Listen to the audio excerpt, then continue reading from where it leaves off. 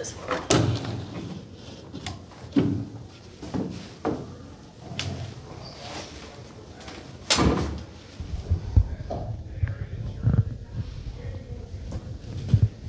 What all just went into the decision to bring James back? What do you feel like he can bring, and how much is that connected to Tony's thumb right now? It's directly related to Tony's.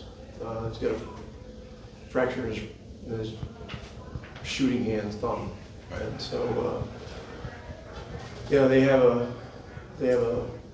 brace, or I don't know what you call it, a splint. They've worked at a lot of different things. So it's something that is partially functional, but you know, this is just certainly because of that. This makes sense to bring James back for this period and take another good look at him. What I guess just what's he been doing? I guess how has he been staying in shape? Have you guys kept in contact with him? I mean, just what's just Yeah, somewhat, and you know, he's been in California working out. He's been finding pickup games out there, and so you know, we worked him out early this morning, and he looks great. And he's not in NBA game shape by any stretch. No one can be, but for someone in his situation, he's got the best head start you could probably have. what's been your read of these Pelicans the last 3 games they won 3 straight? What's impressed you about what they've been able to do? Yeah, I mean they're a very good team. They're a very deep team. They're dynamic. You know, they have Poole and Zion coming off the bench. You know, Fears is a dynamic young guard, averaging 15 a game on the season. You know, Murphy's a load. Bay's playing well. You know, they've got Queen is a terrific young player. They've got a lot of elements that fit well together, and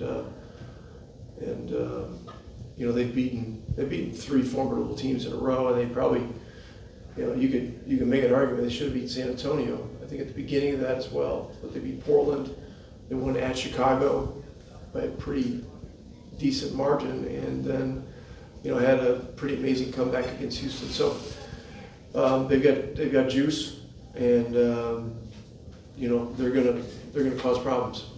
I should go back to Tony. I guess you said it's partially functional. Is he gonna be able to go tonight, or what's the decision-making rationale that goes into that? I'm not sure. He may be active. I mean, there's no point in not having him active.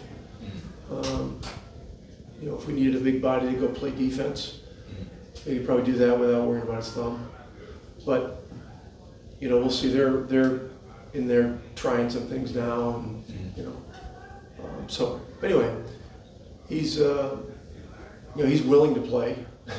It's just, you know, I don't know. I mean, a fracture of the tip of your thumb. I mean, that's got to be really painful. Right. So. Rick, last 5 or 6 games, you guys have really gotten off to a good start offensively. What do you see, and how do you sustain that as the game moves on? We have to sustain it by continuing to push ourselves, you know, to push ourselves with tempo, with ball movement, and a lot of those things. You know, we got bogged down in the New York game in the 4th quarter. That became a problem, and so, you know, in our prep this morning, you know, we worked on it. We talked about it. It's challenging, but it can be done. All good?